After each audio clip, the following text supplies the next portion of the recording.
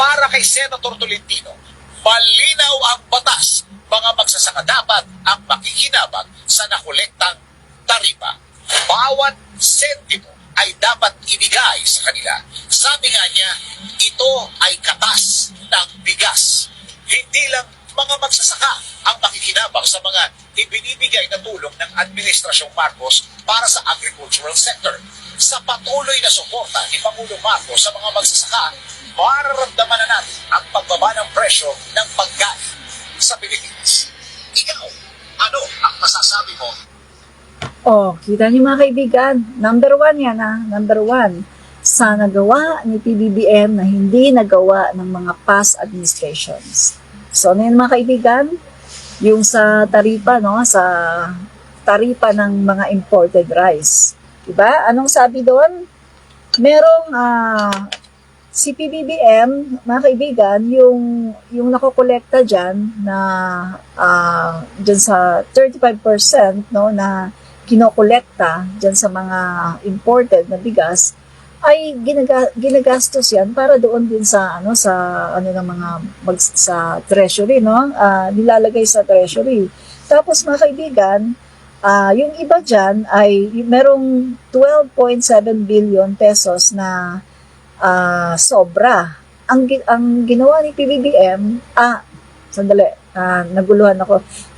Yung yung 35% na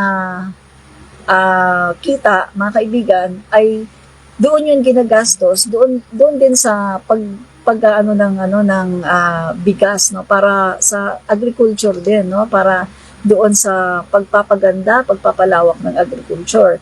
Pero merong naging sobra.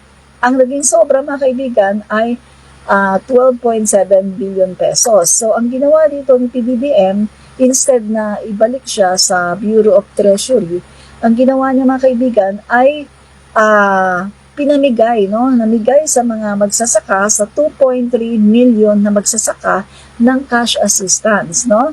5,000 each. At yung sumobra, mga kaibigan, ay pinambili pa ng mga traktora, ng mga kagamitan, mga makinarya, ng mga makabago, at yung mga kaibigan ay pinamimigay sa mga magsasaka. Talagang todo yung suporta ni PBBM sa mga magsasaka. So, hindi ito nagawa ng ibang administrasyon, kundi si PBBM lang ang nakagawa nito. See? Diba mga kaibigan? O, maganda, diba? So, ano pa, mga kaibigan? Okay. Pangalawa, no? Kung meron kayong mga alam, i-ano nyo rito, i-comment nyo kung may mga alam pa kayo.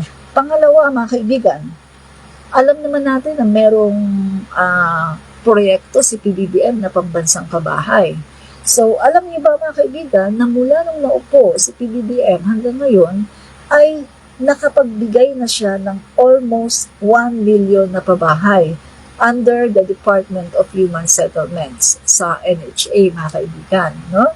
So, nagawa ba yan ng ibang administration? Ng mga past administration? Nagawa ba nila yan? Di ba hindi, mga kaibigan?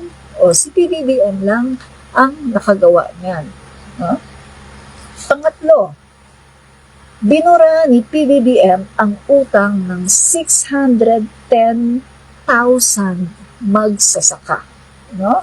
So, eto yung mga kaibigan, under the New Agrarian Emancipation Act on Republic Act number 11593, mga kaibigan.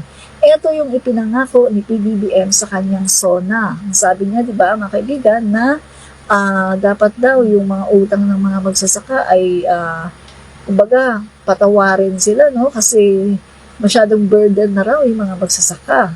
Biro mo, magtatanim pa daw sila ng palay, pagkatapos may problema pa sila doon sa kanilang mga utang. Iniisipan nila kung paano magbayad. So, yung mga kaibigan, tinupad ni PBBM yung kanyang pangako. At kita niyo 610,000 na magsasaka ang nakinabang nito, no? So napakaganda. At hindi lang 'yung mga kaibigan.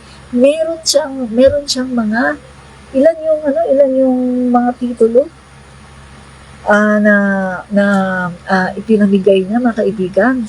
Umabot din ng libo-libo. Hindi ko lang nakuha yung yung pinaka-actual na data, no? Hindi ko lang nakuha. Pero libo-libo din na talagang ang daming nabigyan ng mga titulo.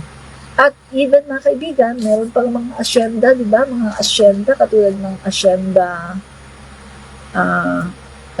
Pinang ba yun, mga kaibigan? Nakalimutan ko yung na binahagi na sa mga tao yung mga lupain, no?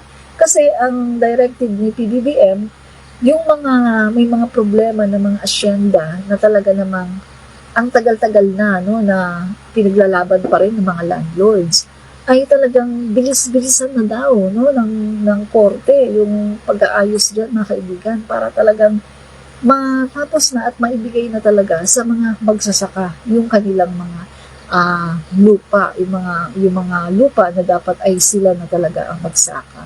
So mga kaibigan, nagawa ba ito ng ibang presidente? Naburan ba nila ang utang ng 610K magsasaka? Hindi, di ba? Si PBBM lang ang nakagawa nito. Ano pa mga kaibigan? Number 4. Yan. So, number 4 mga kaibigan, no? Sa administrasyon ni PBBM, nakita niyo naman mga kaibigan isang taon at 5 buwan pa lang siya. Isang taon at 5 buwan. Kasi, di ba, umupo siya July 1. July 1 siya umupo eh. So, ang bilang niyan, August na, di ba?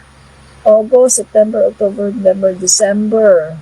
Tapos, so, pumapatak mga kaibigan na parang mga isang taon at 5 buwan. Pumapatak na ganun. Or, eksakto na natin, isang taon at kalahati, 1.5 years, no? So, dito mga kaibigan, sa 1.5 years, kita niyo naman talagang si PBBM, mapapatunayan natin na talagang meron siyang leadership. Hindi siya weak leader, strong leader talaga siya. Kasi yung kanyang 20 LEDAC, no, agenda at yung 17 economic measures na pinupush niya mga kaibigan, yung Kongreso na talagang gawin na yan, na talagang mag-ratify at sila ay mag-forge ng law para talagang magawa na yan para doon sa makatulong doon sa economic recovery at saka doon sa plano ni PBBM. So, dito mga kaibigan, no, nagawa agad ng Kongreso at 3 months bago pa yung due date ay nagawa na ng Kongreso. O bakit natin ito isinasama sa achievements ni PBBM? Kasi mga kaibigan, alam naman natin na ang Pangulo, kapag ang Pangulo ay mahusay ang kanyang leadership at strong ang kanyang leadership, kayang-kaya niyang kumbinsihin at kayang-kaya niyang ipag-unite, no, yung mga nasa Congress, yung sa Senate, kayang-kaya niyang sabihan na kailangan i-push niyo ito kasi ito ang makakatulong sa atin, no, sa economic recovery. Kasi kung titingnan natin sa past administration ni Tatay Digong, yung kanyang mga agenda niya mga kaibigan, no, na gusto niyang i-push. Biruin niyo yung iba mga kaibigan, 2-3 taon na.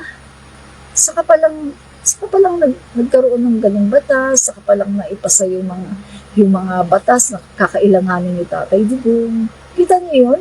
So, kaya yung ibang mga plano niya hindi talaga nagawa kasi very, very late. At meron pa nga iba mga Kita nyo na mga guys, Admin ang reach. pinapakalat na balita ng mga taong gusto lang talaga sirain. Comentarista. Nakita naman natin na ang kanilang mga pinapakalat ay walang katotohanan. Paano pa man karami ng mga taong sa'yo ay gagalit, ang talaga naman ikaw ay hihiba.